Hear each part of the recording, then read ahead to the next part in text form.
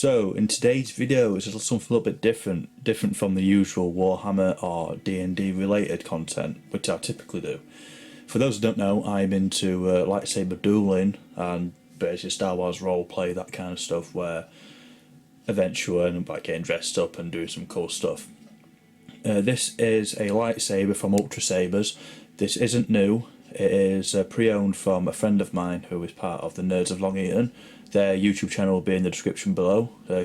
Watch the videos, they're a load of fun. The sabre is inspired from the character Darth Revan from the Knights of the Old Republic game and the Old Republic. So, very interesting to see.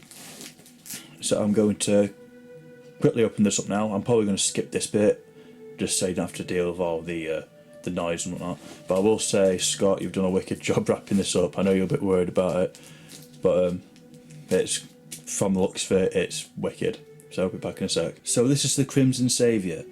As you can see, it's a wonderful looking lightsaber.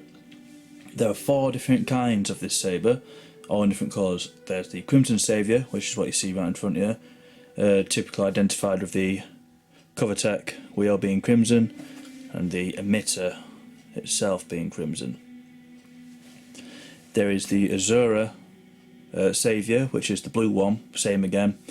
There's a standard Saviour, which is brass cover tech wheel and a brass emitter, and there's a dark Saviour. The Crimson Saviour, for me, it looks perfect with a red blade, which this is what this is. So I'll have a look around the sabre. Here's the pommel at the bottom, has like your Revan S crest there. The pommel itself is very similar to the Ultrasaber's Guardian, basically Obi-Wan's episode 1 and 2 lightsaber. Very nice indeed. You have a standard AV switch for your activation button.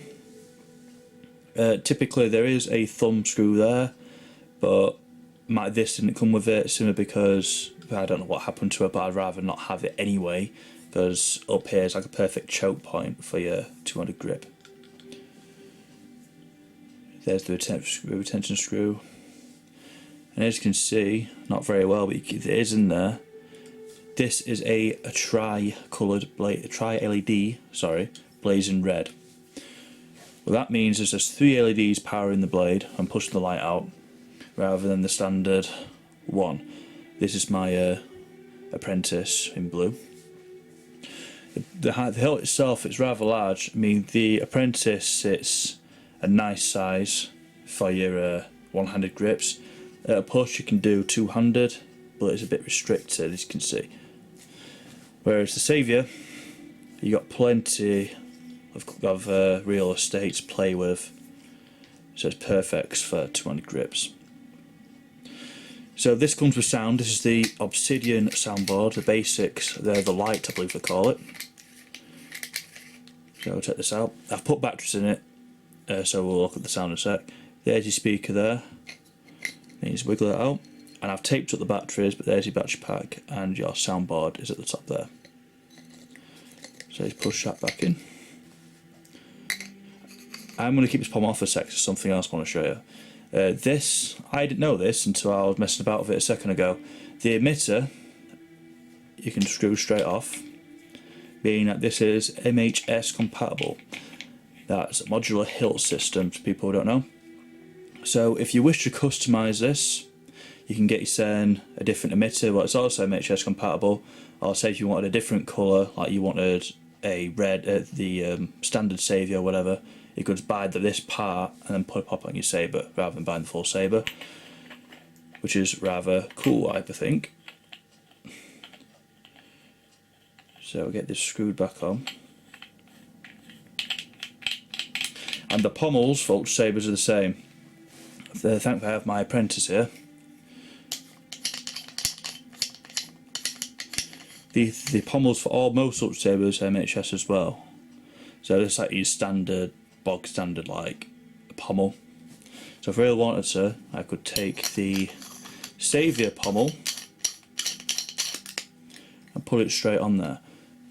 Personally, I'm not going to do that. I prefer the Saviour pommel on the Saviour. I think it's, with it being inspired off a character lightsaber, it should stay with that sabre. And obviously the standard pommel can fit on the saviour. So I'll put this back on, like so. But I'm a very big fan of this sabre. I'm going to there will be some more Star Wars videos. I'm not particularly the best at you know, flourishing or dueling yet, but there will be some dueling videos at some point when we get around to it. So what we'll do is, typically when you put your batteries in, it'll disable yell to go in obsidian. Like, it's not best pleased, but it sounds pretty cool. So I'm going to cover my hand with this because it's a very loud sabre. Here's the idle hum.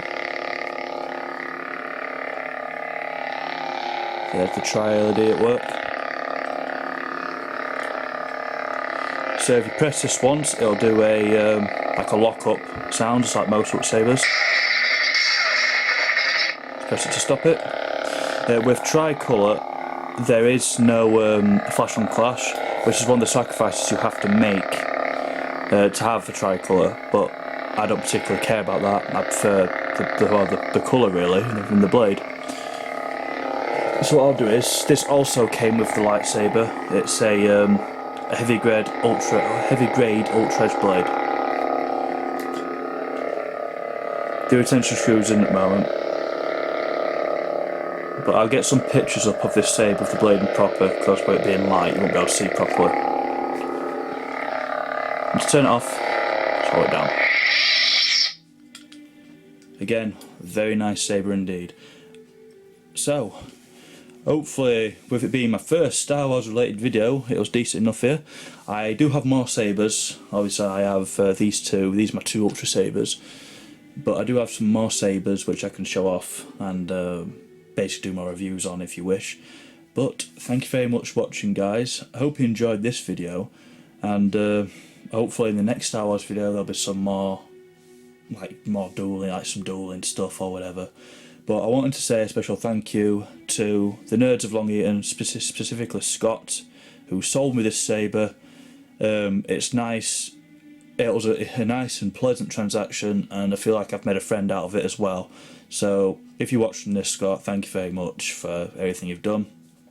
And for this sabre, I bought this, so I'll cover it more in the review of this sabre, but I bought this sabre from Stony Magnum. He is the Icelandic fellow who does a lot of freestyling, flourishing stuff on YouTube. Thank you very much as well. There'll be a link to his channel in the description below. You probably know who he is, but lovely guy, very helpful, no issues at all. And yeah, thank you very much for watching, and hopefully I'll be seeing you next one.